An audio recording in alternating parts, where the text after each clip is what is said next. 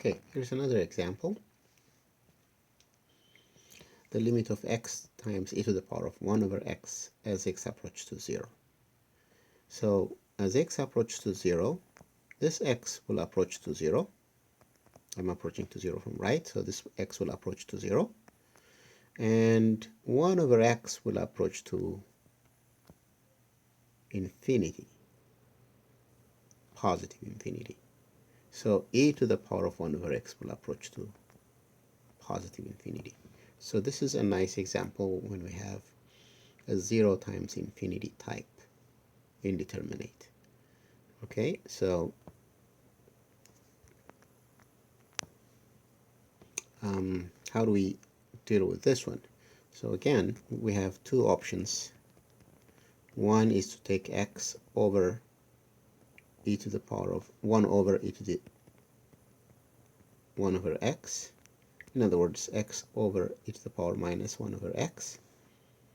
And the other one is taking e to the 1 over x. The other one is e to the 1 over x divided by 1 over x. You can try it yourselves. This one will get you a more complex expression when you take L'Hopital's rule. This one will go to 0. This will go to 0 also. However, when you apply L'Hopital's rule, it gets complicated. So I will consider this one. I'll take e to the 1 over x over 1 over x. All right? So this is the limit of e to the 1 over x over 1 over x as x approaches to 0 from right. For those of you who didn't watch the previous videos, when you have f of x times g of x, one of them goes to 0, one of them goes to infinity, you can take two options. One is f of x over 1 over g of x, or g of x over 1 over f of x.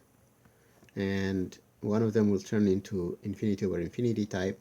The other one will turn into 0 over 0 type, so you could apply L'Hopital's rule.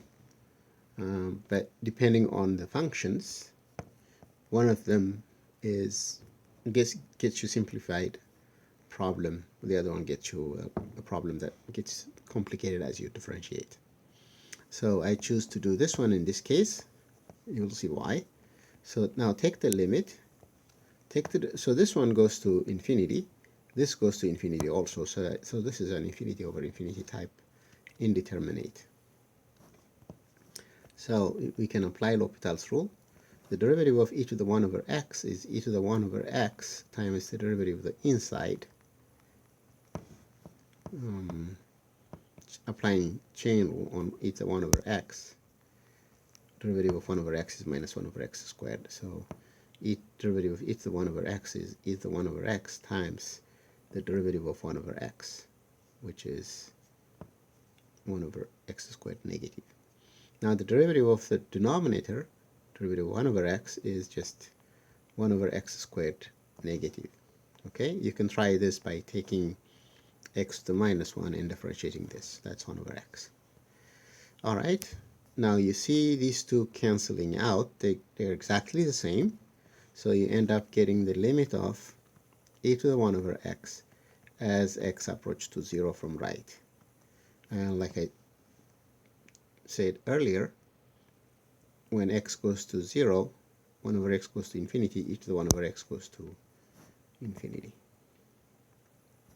So the whole limit goes to infinity.